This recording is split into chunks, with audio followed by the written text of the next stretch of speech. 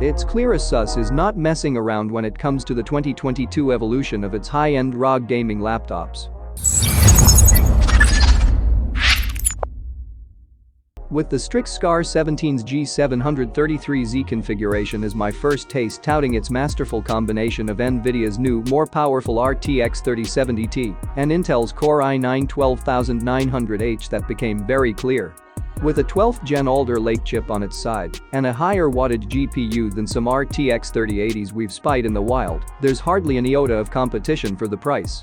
From the back, at least, it gives off a subtle enough gamer vibe that you could happily use it in the office. The big ROG logo with RGB lighting is a bit of a giveaway, but you can turn the lighting effects off for a more subtle look. Usually with these high-end laptops, subtlety goes out of the window thanks to the telltale fan whine it gives out under load. While that's within spec, it's at the worrying end of okay. We've not had a chance to check out many 12th generation's gaming laptops, but seeing this one pitted against previous CPU generations, the difference is obvious. The ROG Strix G17's X264 video encoding scores are not to be trifled with, and it's up a good 600 points against the Razer Blade 17's Core i7-12800H when it comes to multi-core performance in Cinebench rendering tests. It also has around 1,800-2,000 points on the ROG Zephyrus G14's Ryzen 9 6900HS and Lenovo Legion Pro's Ryzen 7 5800HS multi-core scores, respectively. As for single-core, the SCAR manages to best the closest contender, the Ryzen 9 6900HS, by 130-odd points. Impressive. All this gives the Strix G17 an edge when it comes to productivity and, of course, games with intense CPU loads.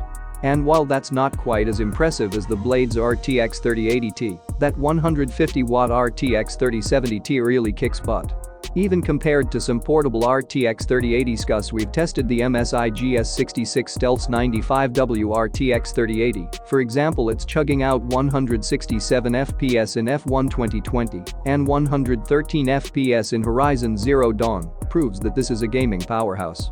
It's certainly a vast improvement over the previous generation's 130W limit. Topping it all off, the ROG Strix G17's ray tracing performance is right where you'd expect it to be.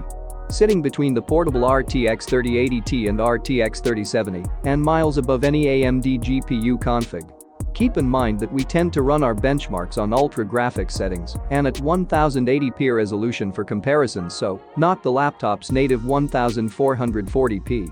At 1440p you can expect scores to slip below the 100 FPS mark, but not enough to warrant turning the graphics down in most cases.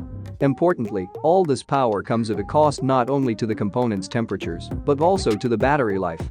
Particularly when you crown a portable machine like this off with a 1440p 240Hz IPS panel with 3 milliseconds response time, which also does a smashing job of reducing glare. While you could get a Lenovo Legion 5 Pro with its RTX 3070 for half the price, spending $2,999 £2,600 on this Strix SCAR config will put you ahead of the competition with very little effort.